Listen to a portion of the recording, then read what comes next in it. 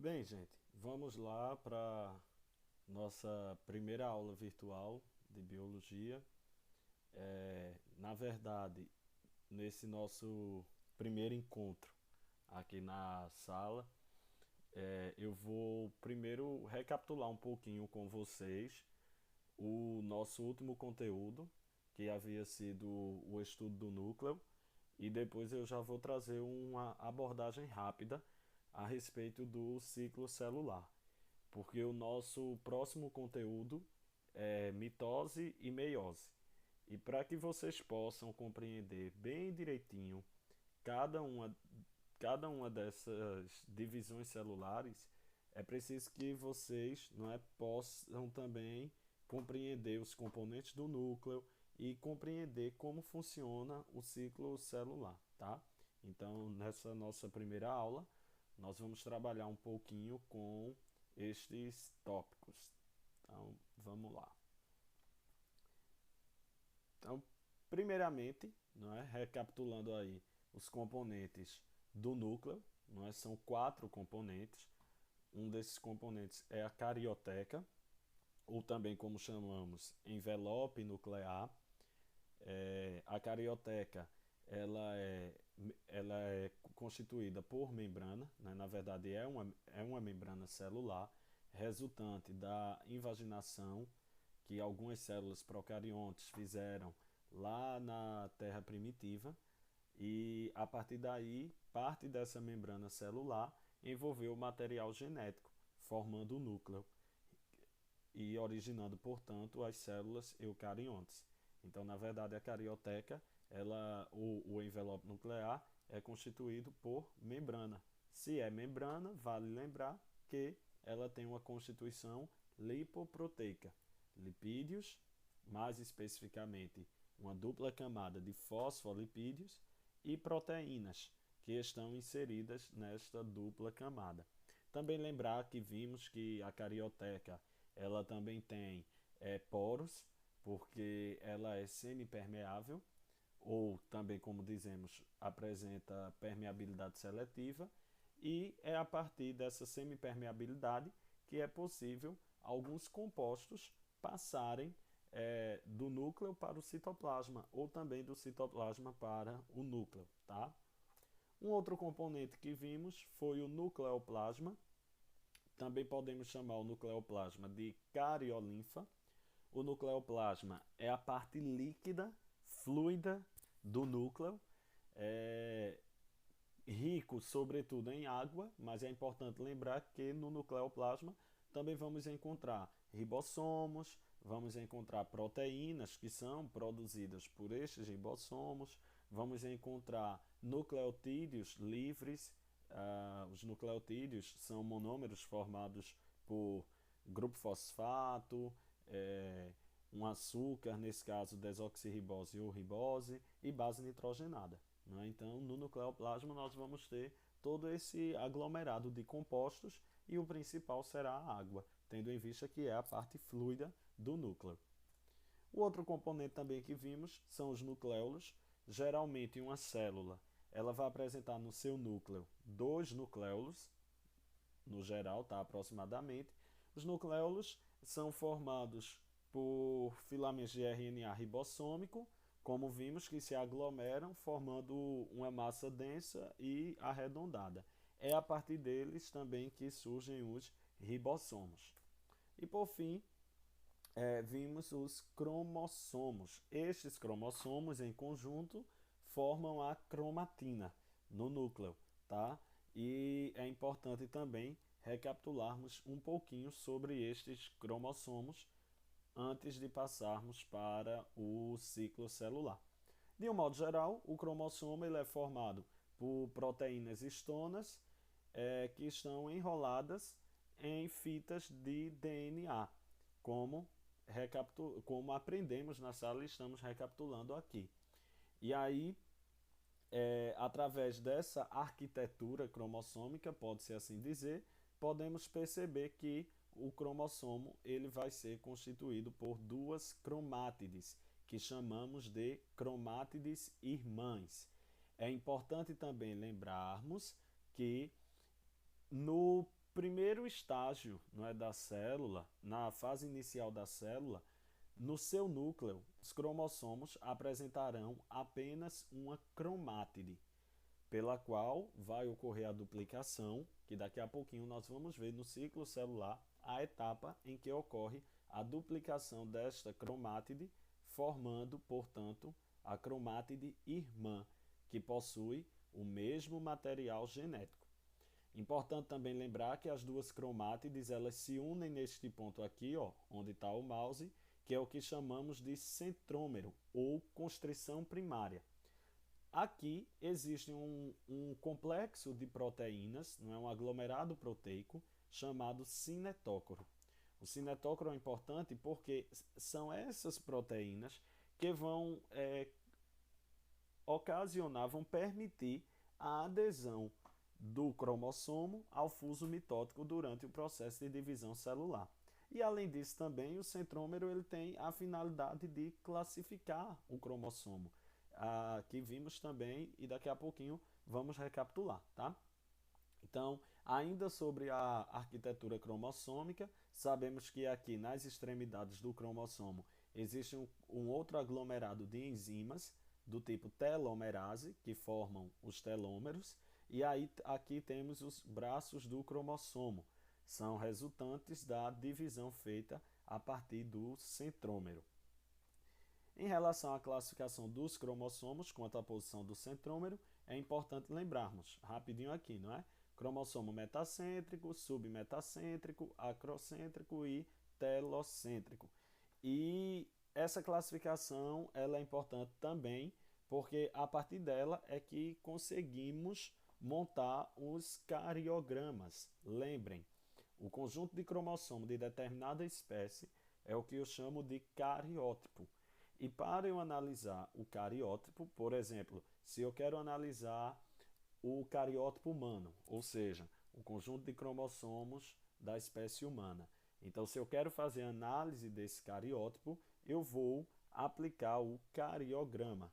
É justamente o teste em que eu pego todos esses cromossomos que estão lá no núcleo, espalhados, e organizo estes cromossomos. Então, a partir do cariograma, podemos perceber, inclusive, se aquele organismo vai apresentar alguma síndrome cromossômica. Também aprendemos sobre as síndromes, diversas síndromes, como a síndrome de Creutzfeldt, que é a conhecida síndrome do miado de gato, né?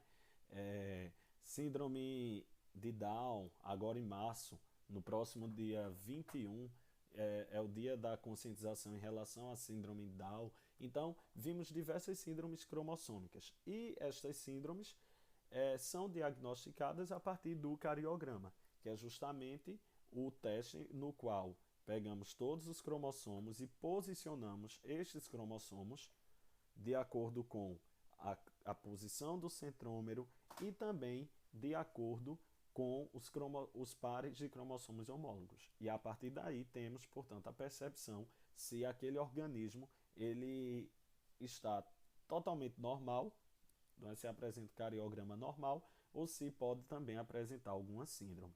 Enfim, de um modo geral, recapitulamos agora aqui um pouquinho dos componentes do núcleo e também do cariograma, algumas especificidades sobre o estudo cromossômico. Aí, nesta aula de hoje, nós vamos dar também uma introdução a respeito do ciclo celular, tá? É importante, inicialmente, vocês compreenderem que, quando eu falo em ciclo, logo me vem à mente algo que seja contínuo, algo que tenha uma permanência, que seja regular, não é? Que tenha uma regularidade. Então, na verdade, o ciclo celular ele é um processo contínuo que ocorre na maioria das nossas células, onde ao final deste ciclo, novas células surgem. E aí, eu vou ter uma reprodução, eu vou ter uma replicação deste número de células. Por que é importante o ciclo celular? No nosso organismo, a maioria das células são células somáticas, tá? ou também podemos chamar de células somativas, somatórias. São células que se aglomeram, células que apresentam a mesma função e se aglomeram formando os tecidos, tá? Então, estas células somáticas, elas passam pelo processo mitótico. É o processo de divisão celular, na qual uma célula se divide, transformando-se em duas células idênticas a ela, tá? Então, nesse processo mitótico, e que vocês também já conhecem, viram lá no ensino fundamental, nós vamos ter a presença do que chamamos de ciclo celular. Digamos que o ciclo celular ele seja o tempo de duração de uma célula, o tempo em que a célula vai realizar todas as suas atividades metabólicas, depois vai se dividir, transformando-se em novas células. E isto é importante, porque é através do ciclo celular e da divisão mitótica que nós vamos ter a regeneração e a manutenção dos tecidos. Isto tanto nos organismos animais quanto nos vegetais, tá? Mas, Ricardo, existe também a meiose. Sim, existe a meiose. Mas nós vamos ver que a meiose ela não faz parte do ciclo celular. Nenhuma célula vai continuar o seu ciclo se realizar a meiose. Porque, na verdade, como também eu tinha apresentado na sala, a meiose é o processo em que uma célula diploide se divide, originando no final de todo o processo meiótico 4 células haploides. Então, aí nós podemos observar que não vai ter um processo, não vai ter uma continuidade, que nesse caso é para a formação dos gametas, tá? Então, apenas a mitose, que é a divisão celular que faz parte deste ciclo. Então, de um modo geral, olha, o ciclo celular ele é compreendido por esta fase aqui, ó, que está na seta na cor lilás, que chamamos de intérfase ou interfase, tá? Tanto faz. E pelo processo de mitose. Deixa eu encontrar o mouse. Pelo processo de mitose, ó, que é onde eu estou passando aqui também o mouse, na cor azul, tá? Então, são duas etapas do ciclo celular, a intérfase e a mitose. Uma célula, no geral, ela vai passar 95% do seu tempo em intérfase e apenas 5% deste tempo é que será realizando a mitose. Então, numa conta bem rapidinha, bem prática, digamos que uma célula tenha um ciclo celular de 24 horas. Aproximadamente 23 horas e 30 minutos, esta célula vai estar realizando intérfase, vai estar em intérfase, tá? E apenas 30 minutinhos é o suficiente para que ela possa realizar a mitose, a divisão celular, e se dividir, formando novas células. É importante também lembrar que cada célula ela vai ter um ciclo celular diferente, vai ser de acordo com a sua função. Então, existem células que possivelmente podem realizar todo o ciclo em 24 horas, mas existem células que podem realizar em 10 horas, tá? Vai depender da sua função. E um detalhe importante também é em relação às células cancerígenas. Uma célula cancerígena, ela realiza o ciclo celular mais rápido do que uma célula sadia. Então, digamos, por exemplo, se uma célula que está no meu tecido epitelial, vamos supor que esta célula tem um ciclo de 16 horas, a célula sadia. Quando naquele tecido existem células que são cancerígenas, são células que sofreram mutação e a partir daí é o que chamamos de células cancerígenas, aquela célula ela pode, por exemplo, realizar o ciclo em 10 horas, em 9, em 8. Então ela faz um ciclo celular mais rápido do que a célula sadia. E aí com o tempo é possível diagnosticar que naquele tecido ou naquele órgão há a presença de algum tumor, tá? Então, para vocês terem uma noção aí de como é o ciclo celular e as suas variantes, de acordo com a função da célula, se aquela célula está sadia ou se ela passou aí por algum processo de modificação, de alteração, tá? Um detalhe também importante é que até um certo tempo dizia-se que a interfase era a fase em que a célula estava em repouso. Não utilizamos mais este conceito, porque nós vamos ver que nesta etapa a célula ela também realiza diversas atividades. Como vocês podem ver aí, já está descrito, né, como a questão do crescimento, a duplicação do DNA e do centrossomo, ou centro celular, também vai ocorrer. A organização do citoplasma, as organelas citoplasmáticas, né, vão estar se organizando e vão estar desempenhando todas as suas funções de digestão celular, de ciclose, que é o movimento citoplasmático, de respiração celular, de fotossíntese, se for o caso de uma célula vegetal, de oxidação de compostos, todas, enfim, todas as funções que as organelas citoplasmáticas desempenham, vai estar ocorrendo aqui, ó, desde o início da intéfase até o seu final, tá? Então, não é muito correto dizermos que durante a intéfase é o período em que a célula está em repouso, porque na verdade ela não vai estar em repouso. Ela vai estar sim desenvolvendo atividades, sobretudo no seu citoplasma.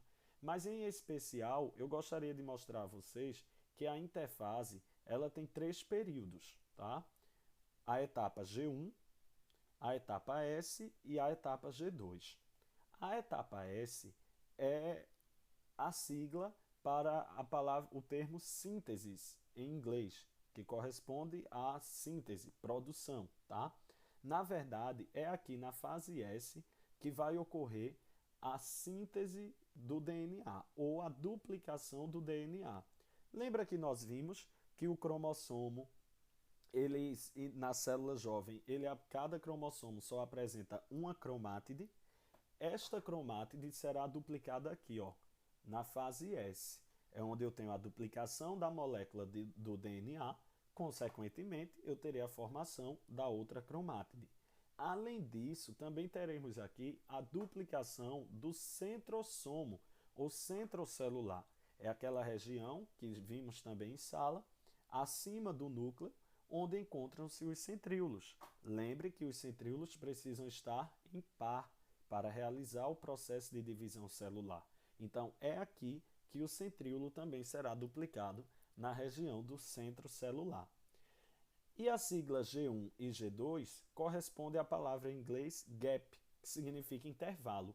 Então, G1 é o primeiro intervalo e G2 o segundo intervalo, ou seja, um intervalo para o início da fase S, ou seja, a duplicação cromossômica, e também o intervalo para o início da mitose, tá? Então, basicamente, na aula de hoje, seria necessário que vocês compreendessem um pouquinho sobre a intéfase ou a interface. É preciso, recapitulando aqui, que vocês compreendam que é formada por 3 fases, G1, S e G2. A fase S eu costumo dizer que é a principal fase, porque é onde eu vou ter todos os processos de duplicação dentro da minha célula, mas a G1 e a G2 também são fases importantes, porque durante essas fases a célula tanto está realizando o seu crescimento, como também está realizando todo o seu metabolismo celular a partir das organelas citoplasmáticas. E aí, nos próximos encontros, eu vou trabalhar com vocês sobre a mitose. Como eu disse, é apenas 5% do ciclo celular, mas ela também tem algumas fases, tá certo, gente? E aí a gente vai precisar compreender um pouquinho. Opa, deixa eu voltar. E aí a gente vai precisar compreender os fenômenos que ocorrem em cada uma dessas fases, beleza? Para poder concluir. E também, no final, eu falo para vocês sobre essas etapas aqui, ó, que são o que chamamos de pontos de checagem. Por exemplo, o G0. Aí eu falo também nas próximas aulas, tá? E aí esse slide é somente para ilustrar, recapitulando ó, o que eu disse, a interfase ou interfase, ela compreende aí um total de 95% do ciclo celular. Então veja, se considerarmos uma célula com um ciclo de 24 horas, a célula passa 9 horas aproximadamente em G1. Lembrando que aqui em G1 os cromossomos do núcleo só apresentam uma cromátide, tá? 10 horas do ciclo ela passa em S, fazendo a duplicação de todo o DNA e também a duplicação aqui, ó, no centro celular, tá? Que eu havia dito a vocês.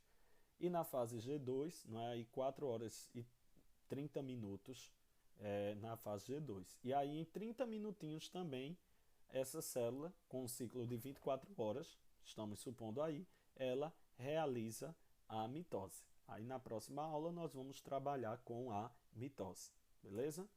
Então é isso. Vocês também têm o meu contato. Qualquer dúvida pode falar por aqui, pela sala virtual, ou também pode mandar um WhatsApp para mim que eu estarei respondendo, tá? Lembrando também que tem um questionário aqui no ambiente em relação ao conteúdo que acabamos de trabalhar e também a atividade dos cariogramas, que alguns já me perguntaram no WhatsApp. Aquela atividade prática para vocês montarem os 4 cariogramas e darem os seus respectivos diagnósticos. Então, eu estou prorrogando a entrega da atividade, obviamente seria agora no dia 23, mas não será mais. Então, no primeiro dia de aula presencial, não é, quando retornarmos para as aulas presenciais, eu vou recolher a atividade dos cariogramas. Combinado? Então é isso. Muito obrigado pela atenção de cada um de vocês. Estou à disposição e até a próxima aula.